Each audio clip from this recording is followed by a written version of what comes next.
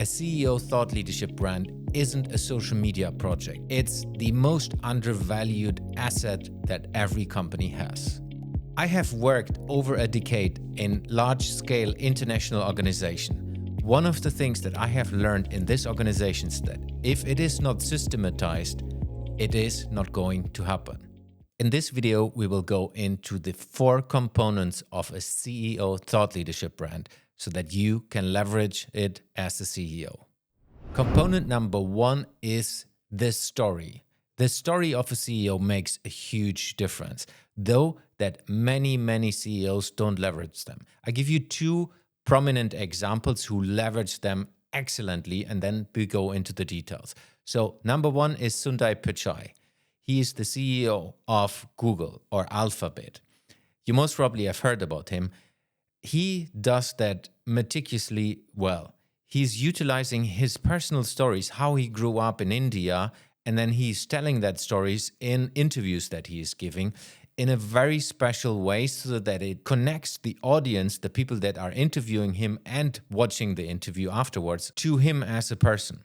And if they are able to connect to him as a person, they will trust him more. So very good example of Sundar utilizing his personal story. Another good example is Jensen, Huang, who is the CEO of NVIDIA.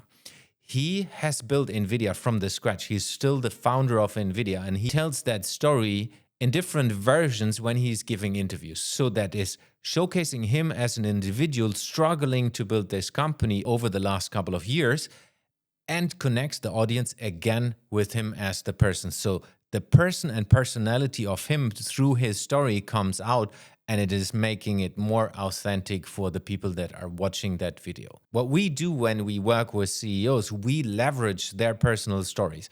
We do in-depth interviews analyzing what are the story pieces that will help them to succeed building a connection with their audience so they can naturally bring that into conversations, interviews, and even content that goes out on social media. It's very natural and clicks with the audience.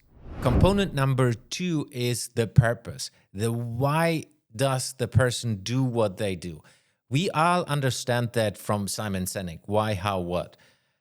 And what is interesting that we as CEOs, we look at that from a company perspective. We look at what is the why of a company, how does a company do things, and what is the company doing. The same way works for a CEO. When you look into branding the thought leader, you can leverage the same methodology and go deeper into what's the purpose of that person. If done well and it fits with the storyline, obviously linked to the business, then it's very authentic and it helps the people to trust that person more.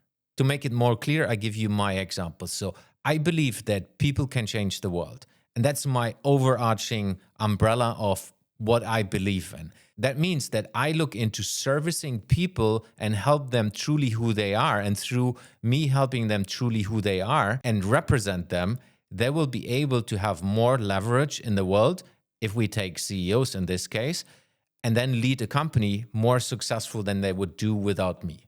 And that's one of the things that I found out for myself, because for me, what I've seen looking backwards into my story, into my history, I have always empowered people. I've always looked into how can I help people so that I can leverage it for myself and for my energy towards other people. Component number 3 is authenticity. It's critical for CEOs these days to be authentic. Everyone feels if they're not truly themselves, specifically when you meet them first time in person. I've seen this over and over again.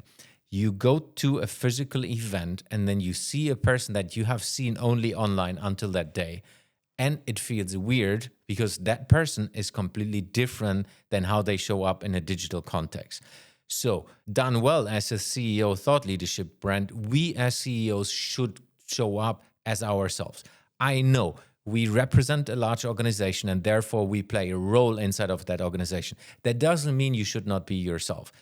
Yes, you might be slightly different in different contexts, but it's still truly yourself. If built strategically together with the CEO will always be him or herself, and then it can be leveraged from the PR team and from strategic communication throughout all the campaigns going forward.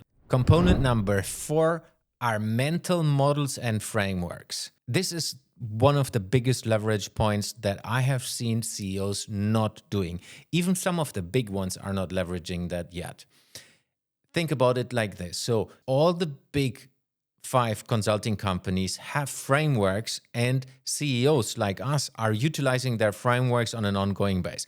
Let's take one example, the SWOT analysis. Very simple, very easy to understand, and we use that with our teams in different strategic contexts. But because we are not a consulting company, we are not leveraging frameworks and mental models in that way from a commercial aspect. But what we can do is we leverage the ways of thinking. Every CEO has a way of operating an organization. You take over an organization when you come in as a CEO, and you do the things you do. Obviously, most of that is in your head right now, but what if you leverage that and build a strategic framework that you can use over and over again for communication purposes, so your internal team understands it, but also from an external communication that you explain.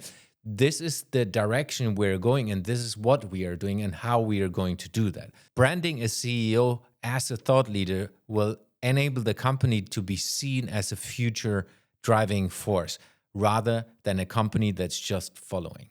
Now that we have covered the CEO thought leadership brand, in the next video, we'll dive deeper into the CEO thought leadership strategy.